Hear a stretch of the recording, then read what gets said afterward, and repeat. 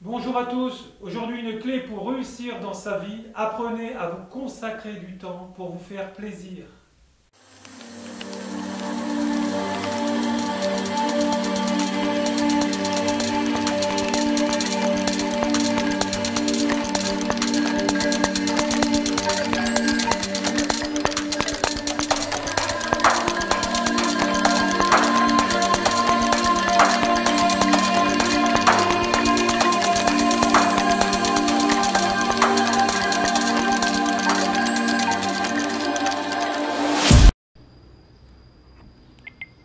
Bonjour à tous, aujourd'hui nous allons voir le chapitre numéro 3, découverte des alliés, dégagement des lieux.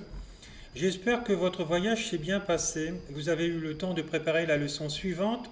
On va toujours commencer par la purification, le diagnostic et le dégagement des lieux. Un esprit qui réside dans le lieu et à qui il appartient, qu'il vous laisse vivre ici à côté. L'esprit de la maison, ça lui égal, qui vit avec lui, c'est une entité moyenne terrestre en taille, c'est ce qu'on appelle les esprits de la nature.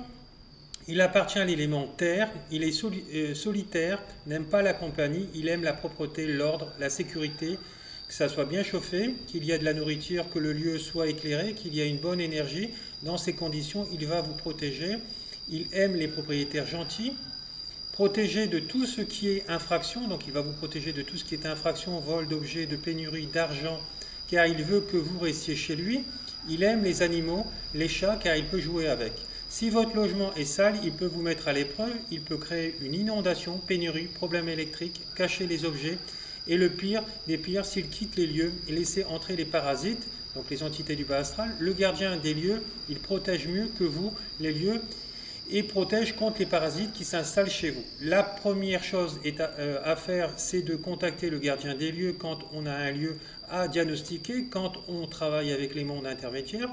Ils sont mortels, donc ces esprits, ils sont égotiques mais pas archétypes. Ils sont tous différents de chez vous, de votre bureau, de votre maison, de la campagne. Ils ont de l'ego, ils ont différents goûts.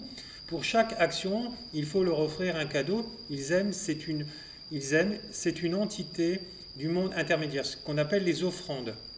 Demandez-lui ce qu'il aime comme offrande, c'est une entité de lumière positive. Toutes les entités, ils aiment le lait, les biscuits, les fruits, fleurs. S'il ne répond pas, donnez du lait et essayez après de rentrer de nouveau en contact. Il va protéger le lieu et vous avec.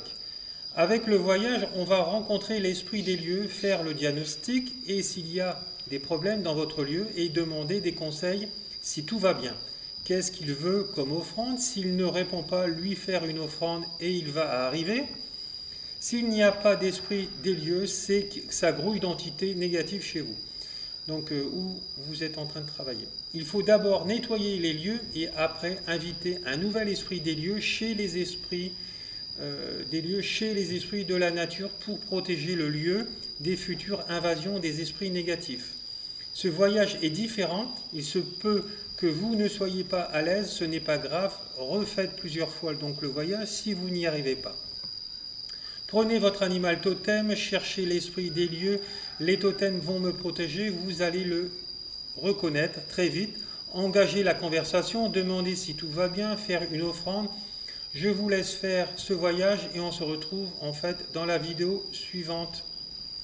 Voilà. Pour mes élèves, vous recevrez la méthodologie complète en détail dans la vidéo suivante. Voilà, je vous remercie. À plus tard.